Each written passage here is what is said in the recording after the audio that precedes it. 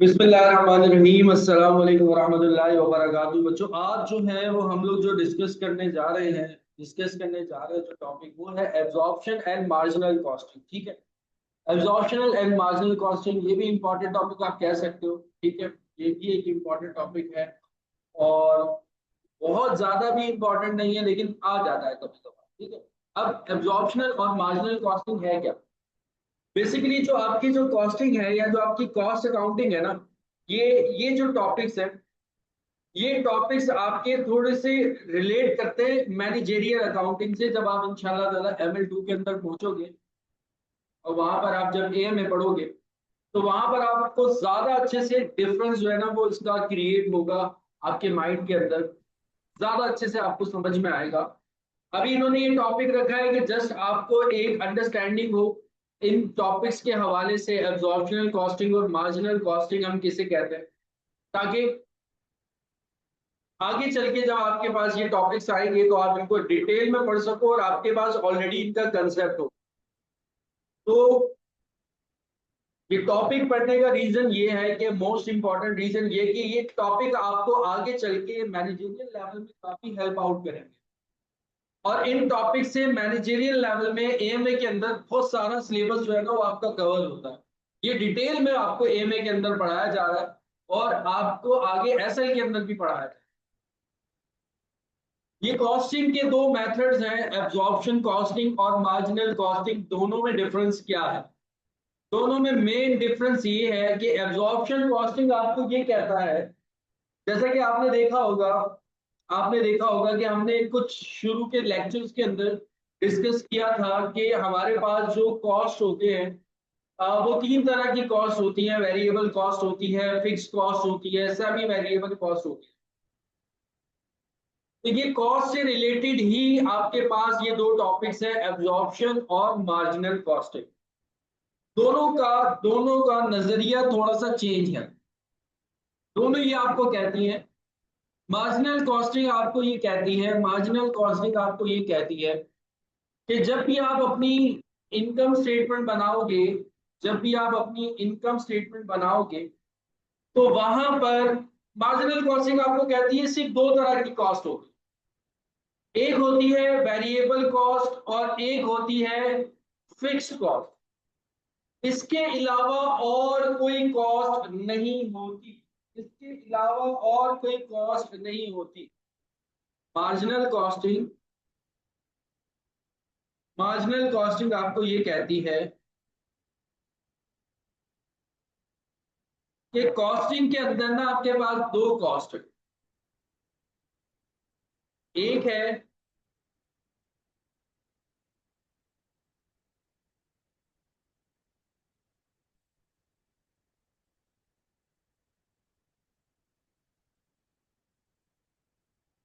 Variable cost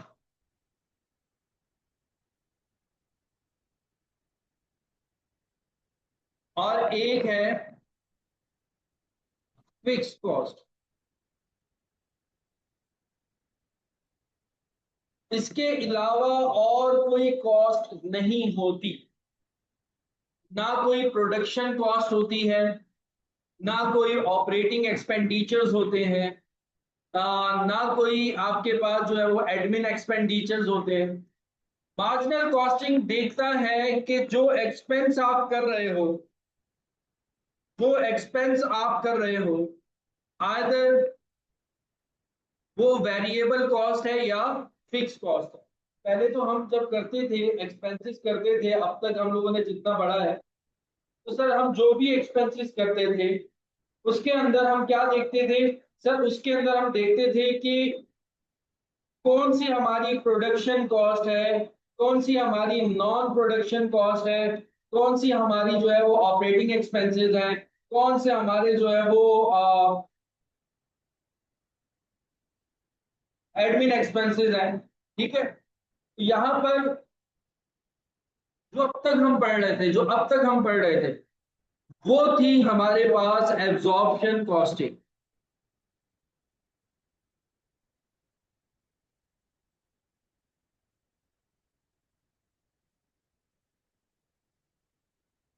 कि हम हर expenses को उनकी नेचर के हिसाब से ट्रीट कर रहे थे कि कौन सा हमारा जो है वो प्रोडक्शन एक्सपेंस है तो उसको statement of cost of good manufacture के अंदर लेके जाते थे।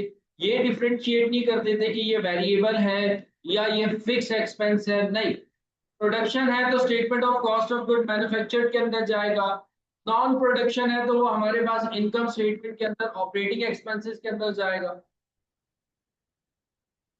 तो यहां पर हम एक्सपेंसेस को जो कैटेगराइज करते थे उनकी नेचर पे कैटेगराइज करते थे कि आइदर वो हमारे पास प्रोडक्शन एक्सपेंसेस हैं या नॉन प्रोडक्शन। मार्जिनल कॉस्टिंग आपको ऐसे नहीं कहता। मार्जिनल कॉस्टिंग कहता है कि भाई नहीं, कोई प्रोडक्शन एक्सपेंस नहीं होता, कोई ऑपरेटिंग एक्सपेंस नहीं होता। एक्सपेंस होते हैं दो तरह, वेरिएबल कॉस्ट और फिक्स कॉस्ट। वेरिएबल कॉस्ट और फिक्स कॉस्ट, इसके अलावा और कोई एक्सपेंस है ही नहीं।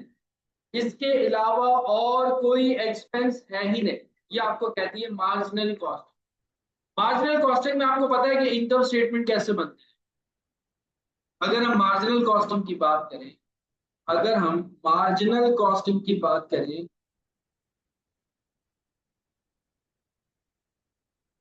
तो हम क्या करते हैं, सबसे पहले सेल्स लिखी, सेल्स में से हम लेस करवाते हैं वेरिएबल एक्सपेंसेस।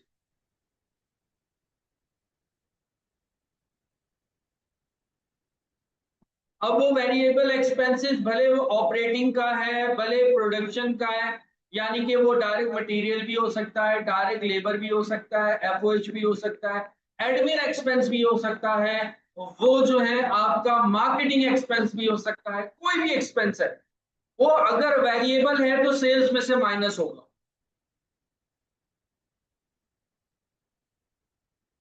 तो आपके पास आ जाएगा कंट्रीब्यूशन मार्जिन।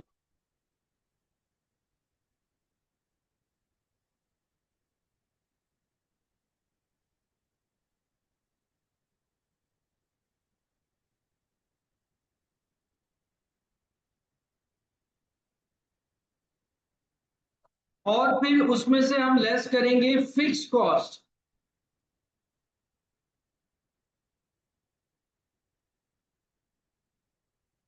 तब जाकर के हमारे पास आएगा नेट प्रॉफिट या प्रॉफिट, या लॉस भी आ सकता है।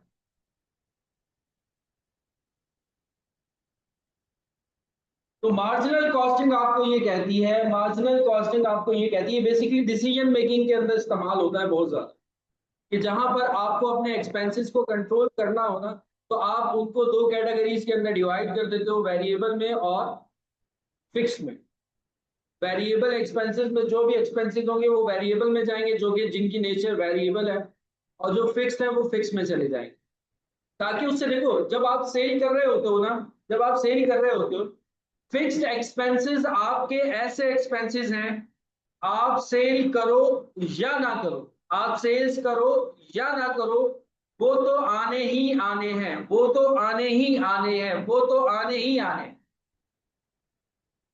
लेकिन वेरिएबल एक्सपेंसेस ऐसे एक्सपेंसेस हैं जो सेल करने की वजह से होते हैं। सेल्स करते हो तो वेरिएबल एक्सपेंस आता है, सेल्स नहीं करते तो वेरिएबल एक्सपेंस नहीं आता। तो मार्जिनल कॉस्टिंग कहती है कि अगर आपको डिसीजन मेकिंग करनी है तो सबसे पहले आप अपनी वेरिएबल कॉस्ट को कवर करो, क्योंकि इसका रिलेशन आपकी डायरेक्टली सेल्स के साथ है। फिक्स कॉस्ट तो एक ऐसी कॉस्ट है जो कि आपको बेयर करनी ही करनी है। तो आपने अपनी सबसे पहला काम you have to cover your variable cost. आपको अपनी वेरिएबल कॉस्ट जो है वो कवर करनी है। फिर जो अमाउंट आएगा उससे आप अपनी फिक्स कॉस्ट जो है ना वो कवर करोगे। अगर तो आपकी फिक्स कॉस्ट कवर हो जाती है तो आप प्रॉफिट में हो, और अगर आपकी फिक्स कॉस्ट कवर नहीं होती तो आप लॉस में हो। तो ये कंसेप्ट है बेसिकली किसका, मार्जिनल कॉस्टिंग का। समझ में आ रही बात बेटा, ये मार्जिनल कॉस्टिंग किसे कहते हैं।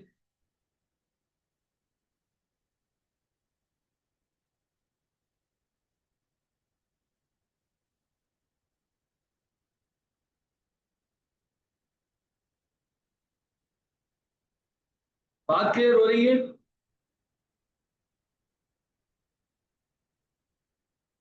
बात क्लियर हो रही है? प्रॉफिट कब होगा? जब आपकी बेटा फिक्स कॉस्ट भी कवर हो जाएगी। जब आपकी फिक्स कॉस्ट भी कवर हो जाएगी तो फिर आपको क्या होगा? प्रॉफिट होगा। लेकिन आपको देखो डिसीजन मेकिंग करना होता है ना। आपके पास दो कॉस्ट है, वेरिएबल कॉस्ट है और फिक्स कॉस्ट है। फिक्स कॉस्ट तो आपको पता है कि वो तो आपको देनी ही देनी है। तो आप क्या करते हो यहां पर? बेसिकली डिसीजन मेकिंग होती है, अगर आपको कितनी सेल करनी है। आपको कितनी सेल करनी है, क्योंकि आपको पता है कि देखो यार ये मेरी सेल है, इसमें मेरी इतना पोर्शन वेरिएबल कॉस्ट का है जो मैं कवर कर लूंगा, बाकी जो रिमेनिंग पोर्शन होगा उससे मुझे अपना फिक्स कॉस्ट जो है ना वो कवर करना होगा। जैसे लेट सपोज अगर मैं 1 लाख की सेल करता हूं और मुझे पता है कि मेरी फिक्स कॉस्ट कितनी है, मैं कहता हूं कि मेरी फिक्स कॉस्ट 40,000 है, तो मुझे ये करना पड़ेगा यार, मुझे जो सेल करनी है, जो मुझे अपनी सेल करनी है वो कितनी करनी है मुझे, जिसमें मेरी वेरिएबल कॉस्ट कम से कम 60,000 तो हो, ताकि बचकर मेरे पास 40,000 बचे जिससे मैं अपनी फिक्स कॉस्ट को कवर कर सकूं। तो ये बेसिकली डिसीजन मेकिंग में काम आता है कि जहां पर आप देख रहे होते हो कि आपकी इतनी फिक्स कॉस्ट है, फिर आप क्या करते हो? फिर आप ये करते हो कि आपको सेल कितना करना चाहिए कि जिससे आपको पैसा बचे वेरिएबल कॉस्ट हटाने के बाद, क्योंकि वो तो सेल्स का पार्ट है। वेरिएबल कॉस्ट क्या है? सेल्स का पार्ट है कि अगर आप सेल्स करोगे तो वेरिएबल कॉस्ट आएगी, सेल्स नहीं करोगे तो वेरिएबल कॉस्ट नहीं आएगी।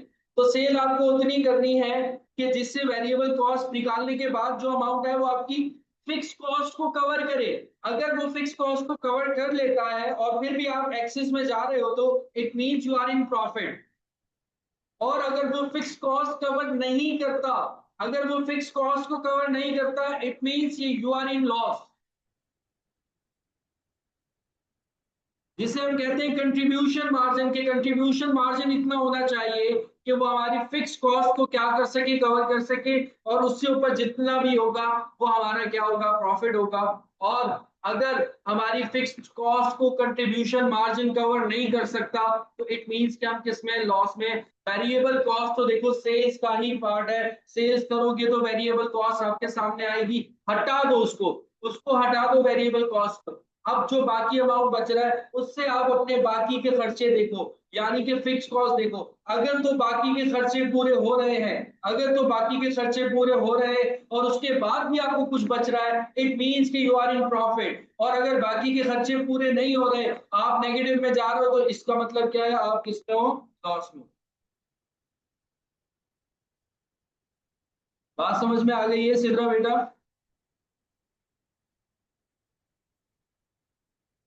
तो ये क्या थी? हमारी मार्जिनल कॉस्टिंग थी। अच्छा, अब ये तो मैंने एक सिंपल सा एक स्टेटमेंट बनाई। मार्जिनल कॉस्टिंग की बेसिक स्टेटमेंट क्या? ये बेसिक स्टेटमेंट बनाई थी मार्जिनल कॉस्टिंग की। और एब्जॉर्प्शन कॉस्टिंग की मैं आपको स्टेटमेंट बना के दिखाता हूँ। Statement of profit and loss.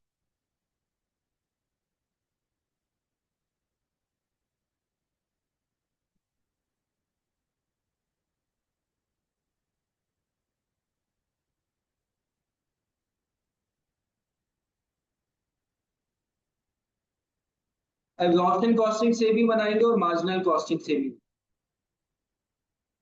ताकि दोनों से आप डिफ्रेंशिएट कर सको।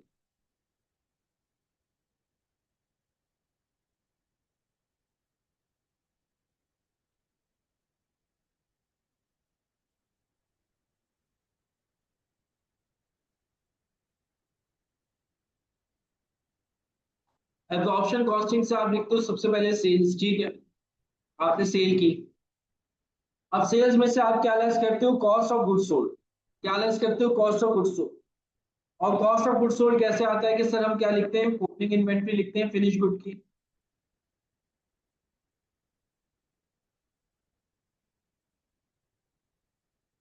ओपनिंग इन्वेंट्री लिखने के बाद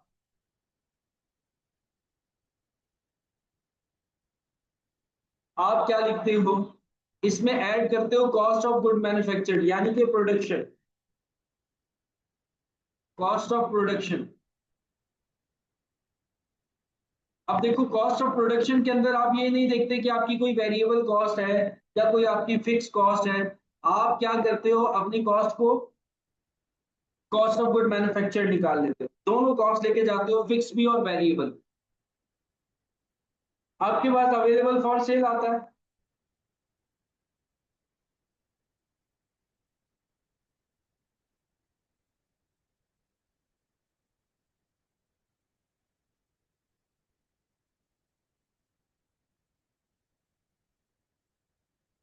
फिर आप उसमें से लेस करते हो एंडिंग इन्वेंट्री।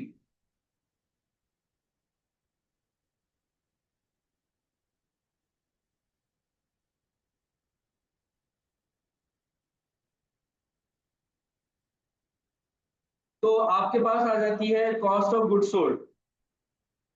अच्छा, एंडिंग इन्वेंट्री लेस करते हो, इसके अलावा अगर कोई ओवर एब्जॉर्ब और अंडर एब्जॉर्ब ओवरहेड होता है उसको भी एडजस्ट करते हो, बाहर उसको छोड़ दो भी, तो आपके पास आ जाती है कॉस्ट ऑफ गुड सोल्ड।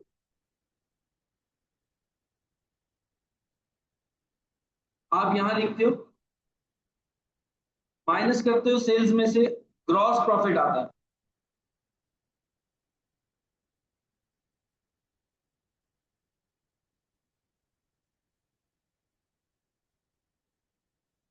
तो उस ग्रॉस प्रॉफिट में से आप ऑपरेटिंग एक्सपेंसेस माइनस करते हो, अदर कॉस्ट या ऑपरेटिंग एक्सपेंसेस।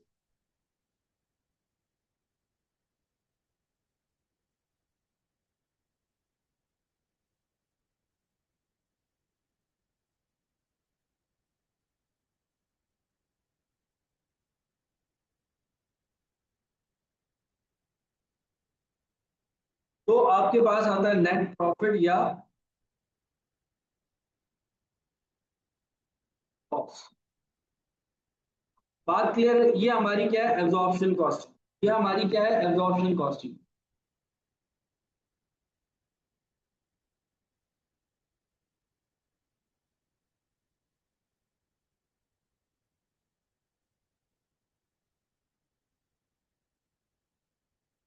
बात क्लियर हो गई आपको, ये क्या थी, एब्जॉर्प्शन कॉस्टिंग। अब अगर आप आओ मार्जिनल कॉस्टिंग। मार्जिनल कॉस्टिंग आपको क्या कहती है, मार्जिनल कॉस्टिंग कहती है कि आप लिखोगे सबसे पहले सेल्स, फिर आप निकालने लग जाओगे कॉस्ट ऑफ गुड सोल्ड, ठीक है। अब कॉस्ट ऑफ गुड सोल्ड में क्या होता है, कॉस्ट ऑफ गुड सोल्ड में क्या होता है, क्या आप ओपनिंग इन्वेंट्री लिखते हो,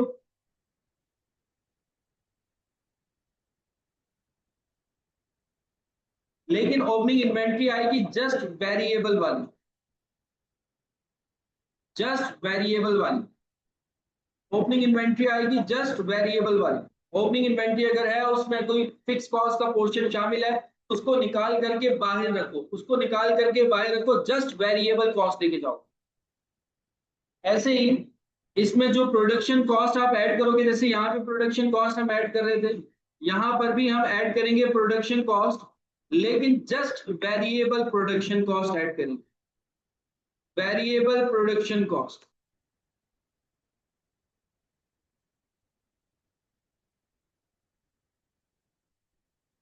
और एंडिंग इन्वेंट्री लेस होगी, जैसे वहां पे लेस हो रही थी, लेकिन लेस करोगे जस्ट एंडिंग इन्वेंट्री वेरिएबल की, वेरिएबल की, फिक्स नो नहीं लेके जाओगे, फिक्स को नहीं लेके जाओगे। लेस किया आपने,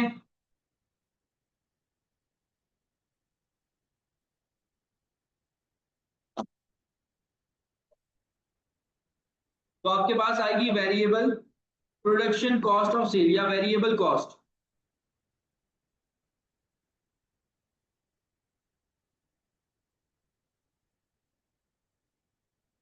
वो आप माइनस कर दोगे।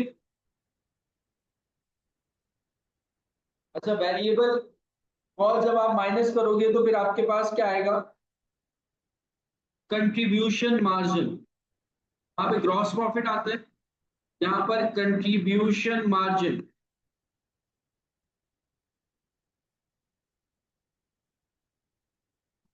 फिर आप इसमें से लेस करोगे, क्या लेस करोगे? फिक्स्ड प्रोडक्शन कॉस्ट या फिक्स कॉस्ट, जितनी भी आपकी फिक्स कॉस्ट है, तो आप पहुंच जाओगे अपने नेट प्रॉफिट या लॉस की तरफ।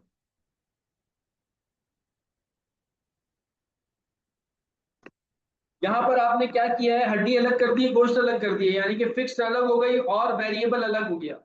कोई एक्सपेंस नहीं होता, सिर्फ फिक्स्ड होता है और वेरिएबल होता है।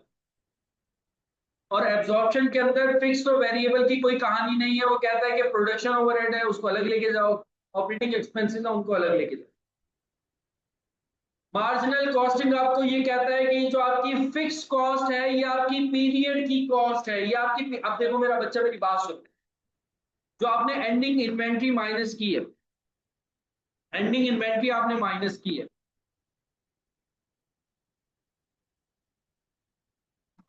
यहां पर एंडिंग इन्वेंट्री माइनस करने का मतलब ये है कि आप एंडिंग इन्वेंट्री अपनी statement of profit and loss में नहीं लेके जा रहे हो। एंडिंग इन्वेंट्री आपकी क्लोजिंग इन्वेंट्री है, ये सेल नहीं हो सकी है, और इसको आप अगले साल क्या करोगे, सेल करोगे। और यहां पर एब्जॉर्प्शन कॉस्टिंग के अंदर भी आपने एंडिंग इन्वेंट्री क्या की है, लेस की है। लेकिन एब्जॉर्प्शन कॉस्टिंग के अंदर जो एंडिंग इन्वेंट्री थी वो आपकी फिक्स्ड भी थी और आपकी वेरिएबल भी थी, दोनों शामिल थी। मार्जिनल कॉस्टिंग के अंदर जो एंडिंग इन्वेंट्री है वो जस्ट क्या है, वेरिएबल है, फिक्स नहीं है, फिक्स को आप नीचे ले गए हो। मार्जिनल कॉस्टिंग आपको कहता है कि जो आपकी फिक्स कॉस्ट है वो आपके पीरियड की कॉस्ट होती है, उसको आप अगले साल नहीं लेकर जा सकते। जैसे एंडिंग इन्वेंट्री है, एब्जॉर्प्शन कॉस्टिंग में एंडिंग इन्वेंट्री में फिक्स कॉस्ट भी हो, वेरिएबल कॉस्ट भी, दोनों जा रही है, और एंडिंग इन्वेंट्री लिंगर ऑन हो गई अगले साल पे। मार्जिनल कॉस्टिंग कहती है, मार्जिनल कॉस्टिंग कहती है कि जो एंडिंग इन्वेंट्री है वो नहीं सेल हो सकी, अगले साल सेल होगी, तो इसका जस्ट वेरिएबल कॉस्ट आगे से अगले साल जाएगा, फिक्स कॉस्ट नहीं जाएगा। फिक्स कॉस्ट इस साल का एक्सपेंस है, फिक्स कॉस्ट इस साल का एक्सपेंस है, ये आपके पीरियड का एक्सपेंस है, इसी साल आप इसको शो करोगे। बात समझ में आ रही है?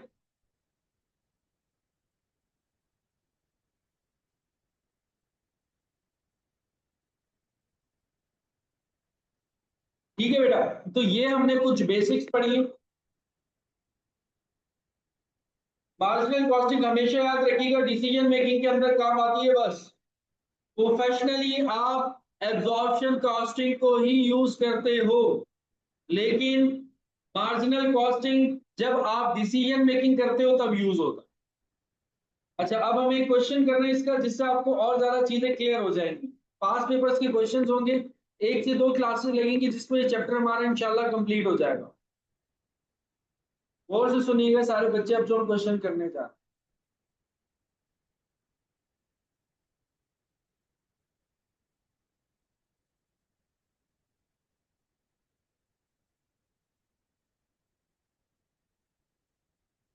मैं शेयर कर रहा हूँ, 1 minute.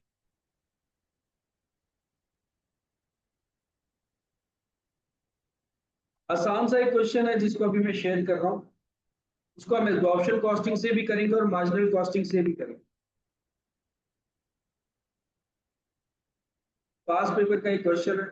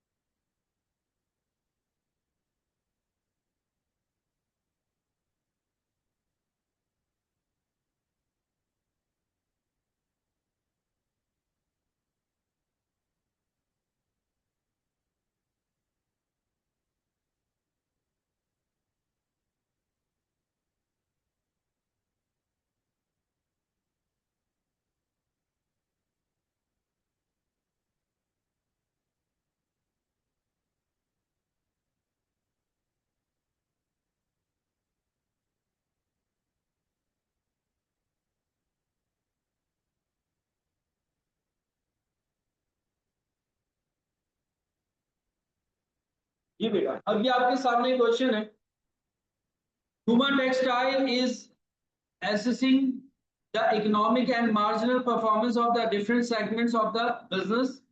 Following information is extracted for evaluation purpose. अब रुपीस में आपको बता रहे हैं, यूनिट कंट्रीब्यूशन पर यूनिट बता रहे हैं, यूनिट कंट्रीब्यूशन आपका 200 है।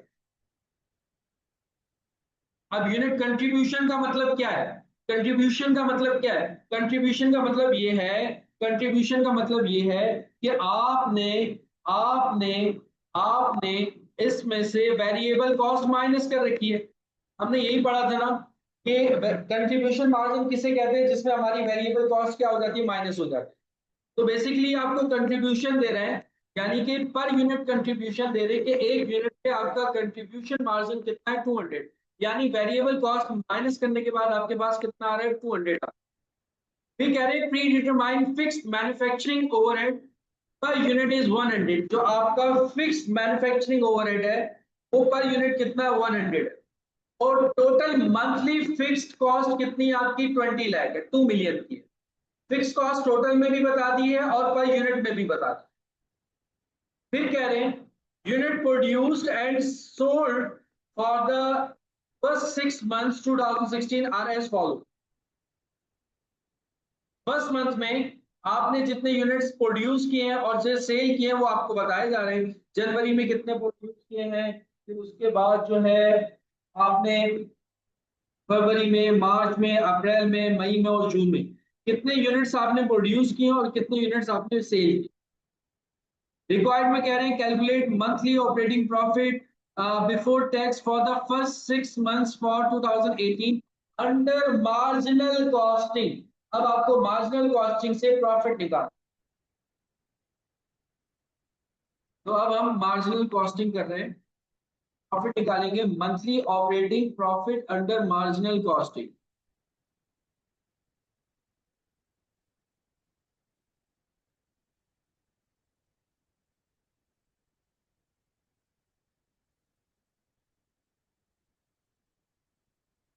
अंडर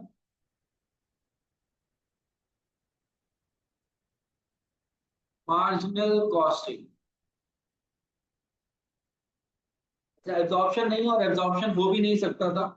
एब्जॉर्प्शन इस वजह से नहीं हो सकता क्योंकि उसने डायरेक्टली आपको कंट्रीब्यूशन दे दिया, वेरिएबल कॉस्ट आपको दी नहीं है, तो आप कर नहीं सकते एब्जॉर्प्शन कॉस्ट। एब्जॉर्प्शन कॉस्टिंग होगा, उसमें मटेरियल अलग दे रहे होंगे, लेबर अलग दे रहे होंगे, सेलिंग एक्सपेंसेस अलग दे रहे होंगे, जनरल एक्सपेंसेस दे रहे होंगे। वो भी आएगा, उस तरीके का भी क्वेश्चन इंशाल्लाह ताला हम लोग करेंगे। तो ये होगा, सिर्फ किससे होगा, मार्जिनल से हो सकता है, एब्जॉर्प्शन से हो भी नहीं सकता।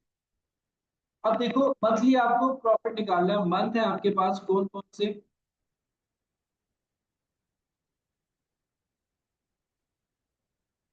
मंथ आपके पास है जनवरी, फरवरी, मार्च, अप्रैल, मई एंड जून।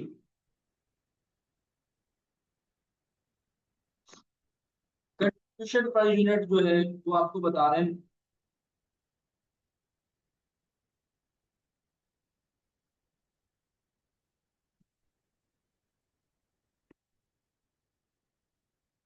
Two hundred.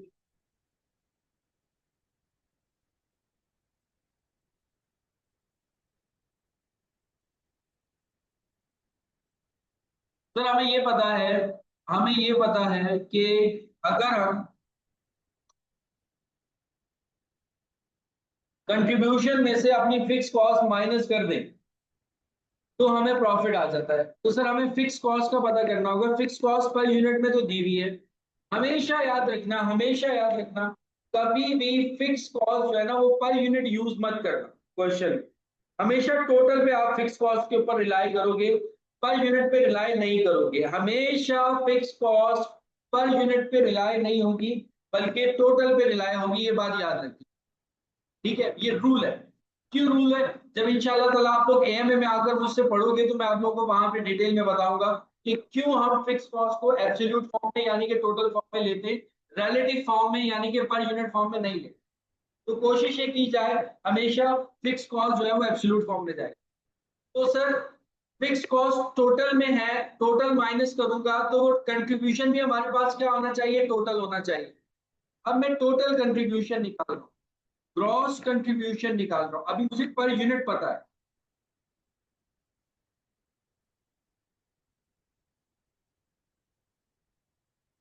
अब ग्रॉस कंट्रीब्यूशन के लिए मैं क्या करूंगा, जो यूनिट्स मैंने सेल किए हैं वो मल्टीप्लाई करवा दूंगा, जो यूनिट्स मैंने सेल किए हैं वो मैं क्या करवा दूंगा, मल्टीप्लाई। आपको याद होगा मैंने यहाँ पर जो कंट्रीब्यूशन निकाला था वो किससे निकाला था, शुरू में कंट्रीब्यूशन किससे निकाला था सर, सेल से निकाला था, प्रोडक्शन से नहीं निकाला था।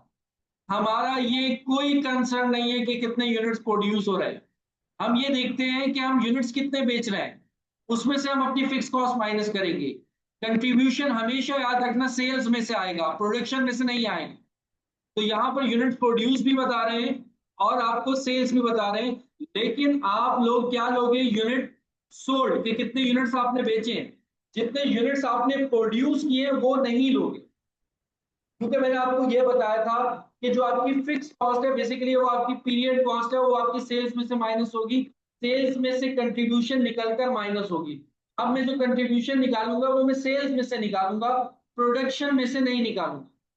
1,20,000 यूनिट्स पहले प्रोड्यूस किए, फिर 1,50 सॉरी सेल किए, फिर 1,70, फिर 1,50, 1,40 और 1,60,000। तो अगर मैं ग्रॉस निकालना चाहता हूं तो मैं इन सबको मल्टीप्लाई कर दूं, 1,20 से, 1,50 से, 1,70,000 से, 1,50,000 से, 1,40,000 से और 1,60,000।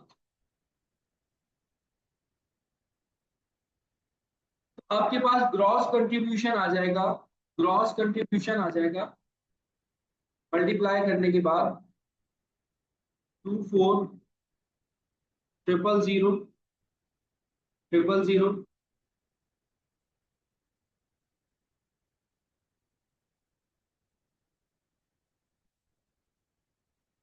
उसके बाद 30, 000,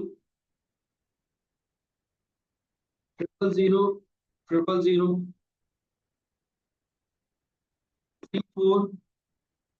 000, 000, 30 अगेन आ जाएगा,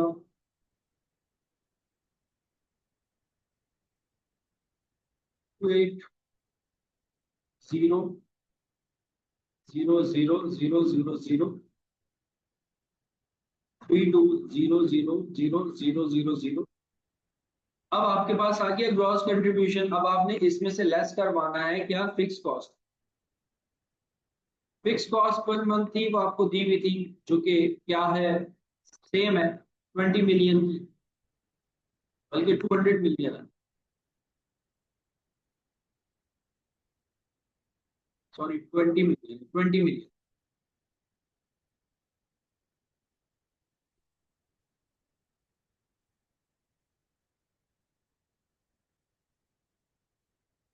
माइनस कर दोगे आपके पास क्या आ जाएगा, प्रॉफिट, प्रॉफिट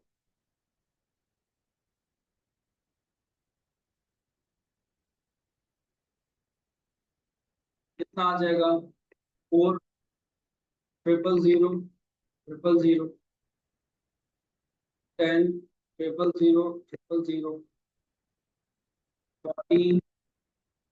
0,000,000,000, 10, 0,000,000,000, 8, 0,000,000,000, 12, 0,000,000 और 0,000,000। ठीक है, तो ये आपकी क्या थी, मार्जिनल कॉस्टिंग। बात क्लियर हो गई आप,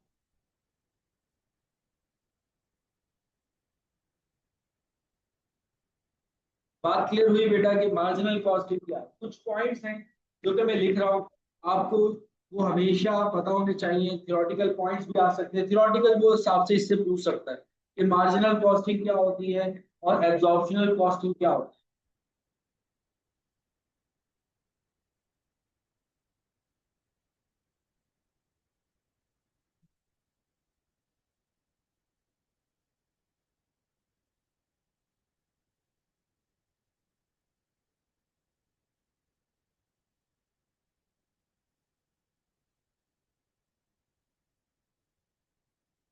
डेफिनेशन लिख देता हूं मैं आप लोगों के पास एब्जॉर्प्शन कॉस्टिंग की,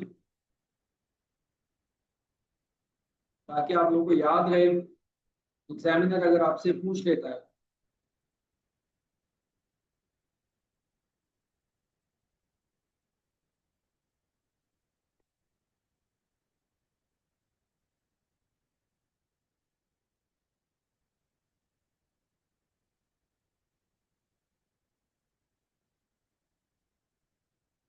full cost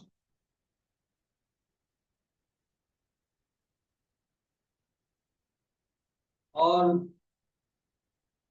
conventional cost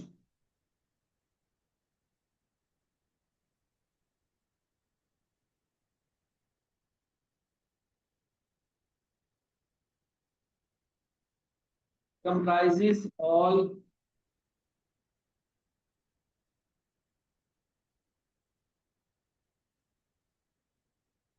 direct and indirect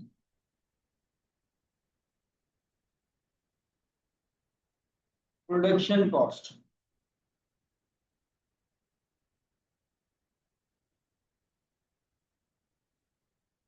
Both fixed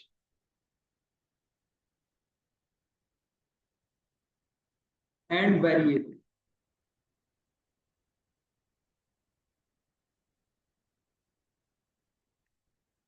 Related to producing a product.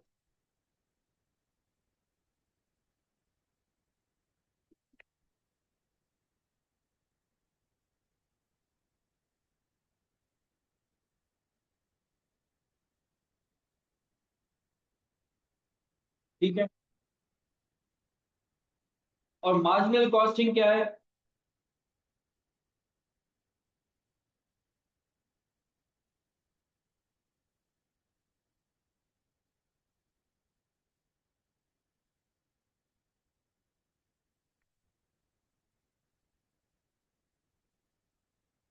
Marginal costing में focus on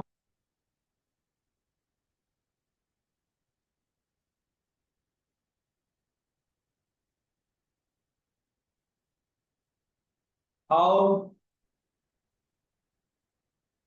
expenses change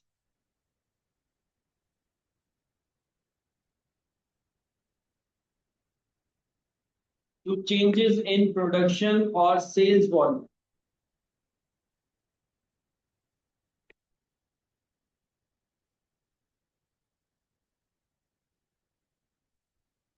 Production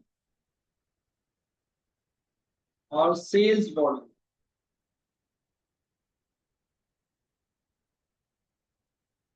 It's split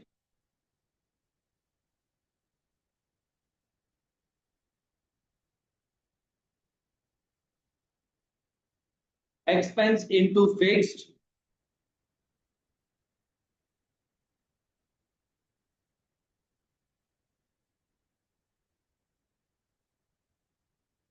and variable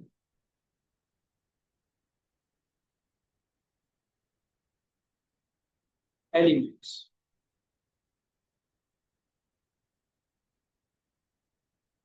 Only variable production cost, variable cost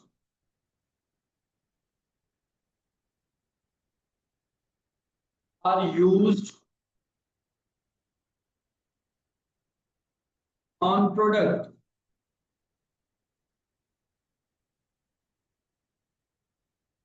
in the marginal costing.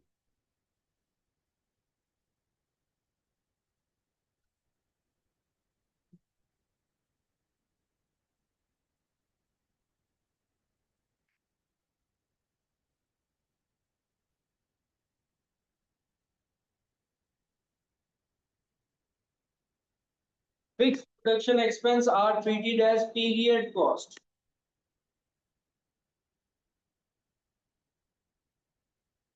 Fixed costs are treated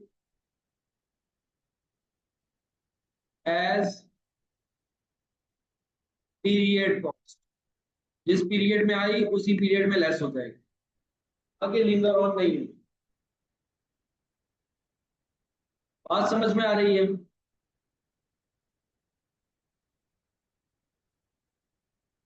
यहाँ तो कोई सवाल, किसी का कोई मसला, कोई परेशानी हो?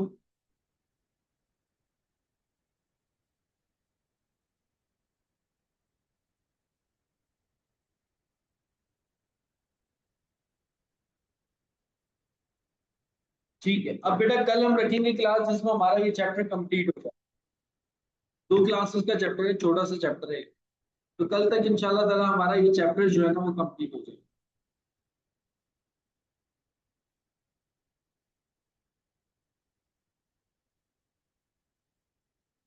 आज के लिए इतना काफी है, अपना ख्याल रखिएगा, मुझे दुआओं में याद रखिएगा। अल्लाह हाफिज।